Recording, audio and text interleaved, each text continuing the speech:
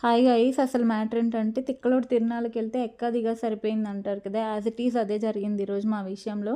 మేమైతే వచ్చేసి blouse recreate చేద్దామని చెప్పి షాప్‌కైతే ఎళ్ళిపోయాము. ఇది నా ఫ్రెండ్ బ్లౌజ్. ఎప్పటినుంచో నేను ఆ బ్లౌజ్‌ని రీక్రియేట్ చేద్దాం అనుకుంటున్నాను.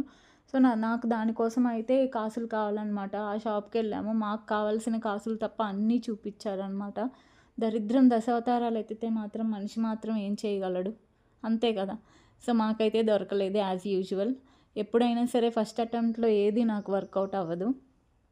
సో, చూసాము. ఇంకా ఆల్టర్‌నేటివ్ ఏమన్నా తీసుకుందామని కూడా చెక్ చేసాము. బట్ ఏమీ మంచిగా లేవు. నా బ్లౌజ్‌కి సెట్ అయ్యేటట్టు ఎక్కడ ఏమి కనిపించలేదు. ఇంక రిటర్న్ వస్తూ బ్యాంగిల్ షాప్‌కైతే ఎళ్ళిపోయాము. బ్యాంగిల్ షాప్‌కెళ్ళిపోయి నేను, నా ఫ్రెండ్ కావాల్సిన బ్యాంగిల్స్ అయితే తీసేసుకున్నామనమాట.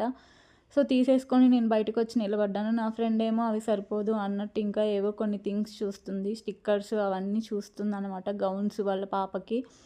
సో, చూసేసి ఆ స్టిక్కర్స్ అవన్నీ చూసేసిన తర్వాత తను చూసుకుంటుంది. నేను బయటకొచ్చి నిలబడ్డానో లేదో అలా వానదేవుడు నేనొచ్చేసా అంటూ ప్రత్యక్షమయ్యాడు. చేసేదేం లేక వానదేవుడు ఎలాగో వస్తే నేను ఆగను కదా అని అంటాడు కదా! సో, అలాగే నువ్వెలాగో ఆగవులే అని చెప్పి మేమే ఆగేసాము. ఆగేసి పక్కనే ఒక ముంత మసాలా మిక్చర్ షాప్ ఉంటే అక్కడైతే అవి మమ్మల్ని రారా అని పిలుస్తున్నాయి.